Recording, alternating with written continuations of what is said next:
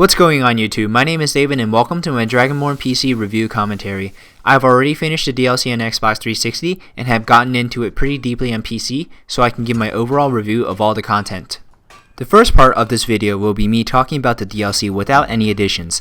Next, I'm going to talk about the mod potential for DLC and what possibly could be done.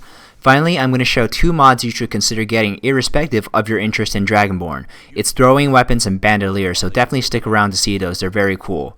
So here I am, just minding my own business, making some grenades when all of a sudden I get confronted by these cultists who are servants of Mirak and wish to convey the message that they don't believe I'm Dragonborn, and we go through the process of starting the Dragonborn DLC. So it's pretty self-explanatory, very easy to begin, and if you're coming from consoles you've already seen this before, so this is just a quick refresher. Once you've dispatched of the cultists, loot their bodies for the cultists' orders, and then read the orders out of the book section of your inventory.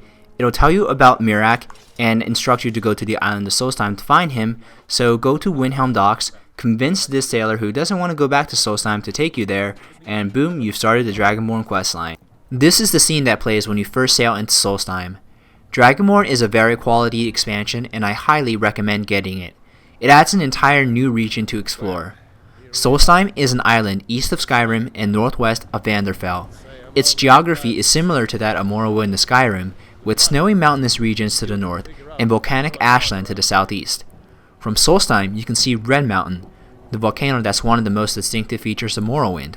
A lot of Elder Scrolls fans who have played the Elder Scrolls 3 Morrowind are disappointed we have only restricted access to Morrowind.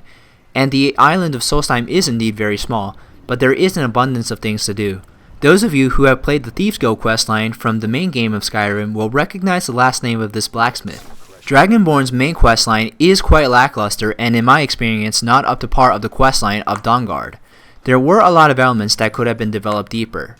But where Dragonborn really shines is in its side quests. Without giving away spoilers, the side quests are some of the cooler ones you'll find in all of Skyrim, whether it's the full game or expansions.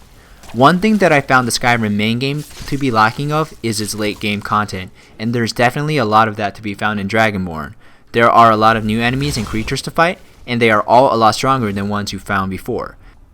These creatures are called Netches, and if you have Dragonborn, somebody made a mod where you can ride them. I'll link that mod in the description. It's not very polished at the moment, but if you want to see some screenshots or read more in depth about the mod, there you go.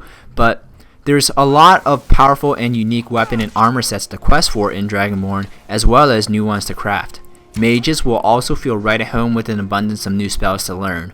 Although Dragonborn is not as good of an expansion as the Elder Scrolls 4 Oblivion expansion Shivering Isles, which was one of the best DLCs not just for the Elder Scrolls games, but for all of gaming in the Xbox 360 and PS3 generation of games, it was $10 less expensive. If a scalar multiplier was applied to the amount of work done on Dragonborn to make it sellable at $30, it would be a better DLC than the Shivering Isles. So that's how much confidence I have in Dragonborn being a quality DLC.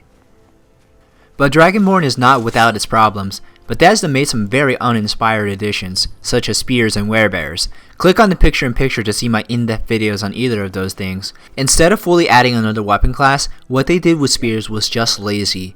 Ricklings used them perfectly as projectiles and stabbing weapons, so I don't know why the player can't. Bethesda also opened Pandora's box when they didn't allow the player to become a werebear, but still included them as enemies and summonable allies. There's a lot of community backlash. You'll be able to see it in my video about now wanting to become a werebear. But that's another mod I wanted to mention real briefly. I linked in the description another mod that turns your werewolf form into a werebear form. It isn't a full perk tree, and there's nothing unique about the werebear, it's just a reskinning of the werewolf. Later on, I do expect a more polished mod on how to become a werebear. Finally, dragon riding is very basic and kinda lame, but may possibly be the best that consoles could handle at the moment. There is a PC mod in the works that allows controllable dragon flying, nothing with combat I've seen, but it's very glitchy in its current iteration. I'll link it in the description if you want to see what it's about.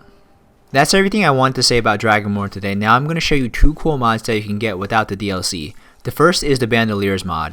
You use regular leather crafting to create pouches to increase your carrying capacity. There's no impact on your PC's performance when you first install it, and I think this is one of the more integral gameplay enhancing mods to have. I would also say this mod is very lore friendly. Lore friendly meaning it doesn't take away from the immersive factor of the Skyrim world and nothing's out of place or anachronistic. Like if you were to put Assassin's Creed armor into Skyrim, it would look cool, but again it would be lore breaking. And if you were to put Lord of the Rings weapons and armors into Skyrim, it would look cool again, but it would also be lore breaking.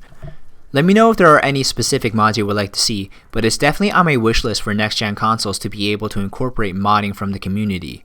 The next mod I'm going to show you is throwing weapons. This is what I was working on at the beginning of the video. I was making grenades and this is throwing torches. If you're a stealthy character, you can also make throwing knives and throwing swords. And these weapons are also very lore friendly. There's nothing anachronistic about these, and there's nothing that breaks the immersion of Skyrim. So this pretty much completes my video for today. Let me know how you guys like the Dragonborn DLC. Subscribe to my channel for more Skyrim content. Thanks for watching. You guys could have been watching any video on YouTube right now and you watched this video all the way to the end, and I really appreciate that. Have a great day, and I'll see you guys later.